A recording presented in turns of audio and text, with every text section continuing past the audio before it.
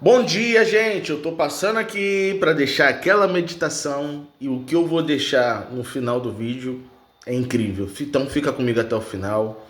E ó, manda para um amigo, manda pra um colega, manda para um familiar que tá precisando ouvir a palavra de Deus. Me ajuda a ser missionário, me ajuda a ser um evangelizador. Então, lá ser egoísta. E outra, por que você ainda não ativou o sininho? Hein? Me ajuda, gente. Vambora, eu tô aqui anunciando o evangelho. E me ajuda seja co-participante dessa anunciação do evangelho. Valeu? Vamos lá.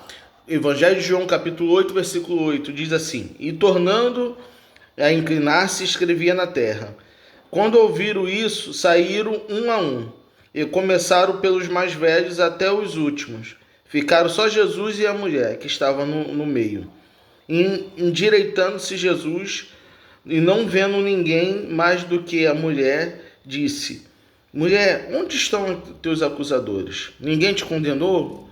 E aí vou estender ao 11. Ela disse: Ninguém, Senhor. E ele disse: Nem eu. Nem eu te condeno, vai-te e não peque mais.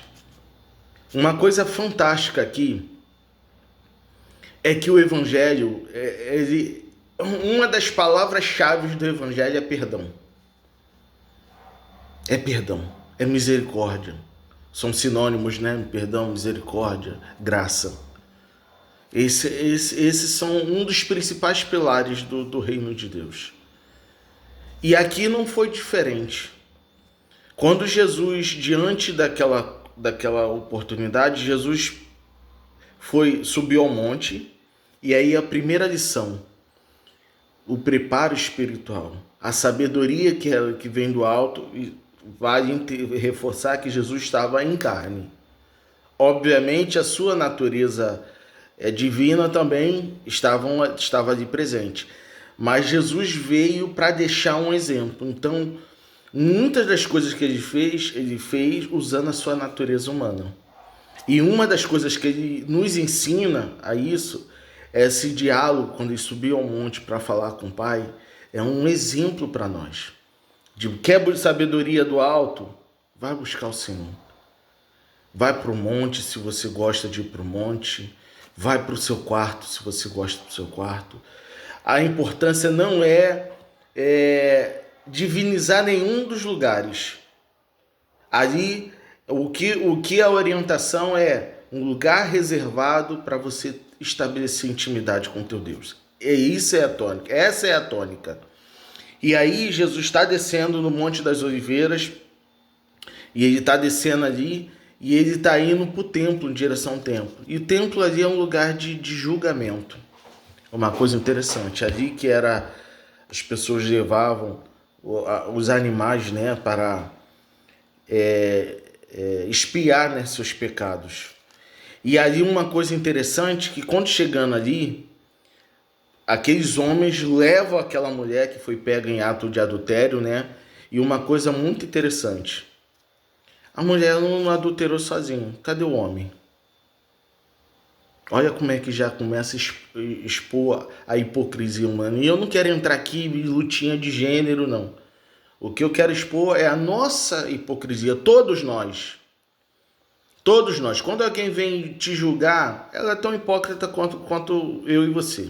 Então, todos nós temos isso, porque isso está na nossa natureza. E a gente tem que fazer. Ah, então, Rafael, então deixa a vida me levar, então. Ah, eu sou hipócrita, vou viver. Não. A coisa linda do Evangelho é que, que o Evangelho te ensina e, ao mesmo tempo, através do Espírito de Deus, ele te dá graça para você lutar contra essa natureza. Então, primeiro ponto pacífico. Jesus expõe ali a hipocrisia nesse contexto. E uma coisa aqui que eu acho fantástico, já estou indo para o final do texto, da meditação. No templo, onde ali era o templo, era o lugar de expiação, como eu já mencionei. Então, o pátio ficava todo ensanguentado, por quê? Era a prática daquela época levar um cordeiro, animais, para ser morto em expiação aos nossos pecados. E aí o que eles tinham por hábito? jogar areia junto com cinzas para sugar, né, para puxar o sangue, porque o sangue ele tem uma característica muito viscosa e penetrante. Então a areia ela tem essa ação de esponja. E aí depois, obviamente, eles varriam, tiravam e jogavam a água. E a areia ela tem uma ação tanto de sugar, né? A gente usa muito para fezes de animais e tudo mais, estrategicamente. E ela também ajuda a neutralizar um pouco o odor. E aí, quando aquela mulher foi levada ali naquele momento, a coisa fantástica aqui, gente, aqui tá a chave. Aqui foi o que impactou aqueles homens, que fez de tal forma que aqueles homens, juntamente com a provocação de Jesus, fez eles refletirem e sair. Primeiro, o que Jesus fez ali? Quando está escrevendo, né? Aquele que tem pecado, que taca a primeira pedra. Que não tem pecado, deixa eu corrigir. Que não tem, taca a primeira pedra.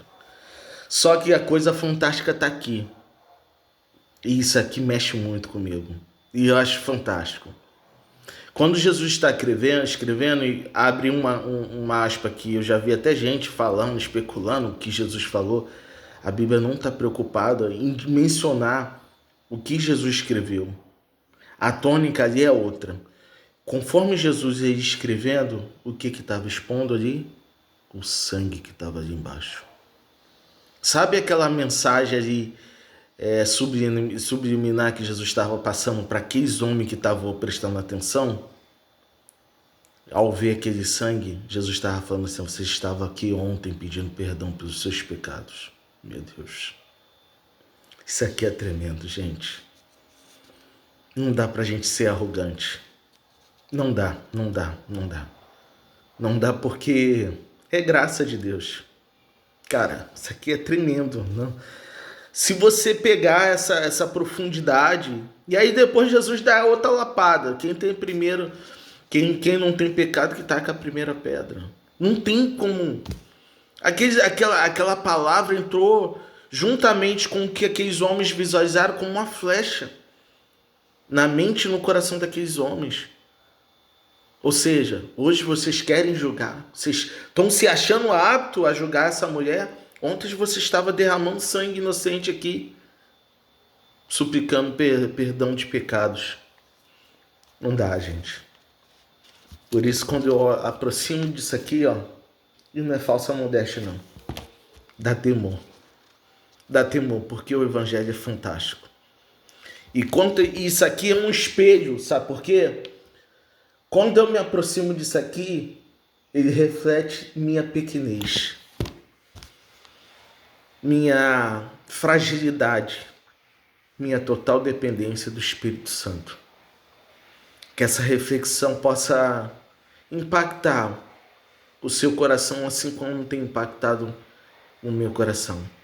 Gente, boa sexta-feira. Deus abençoe.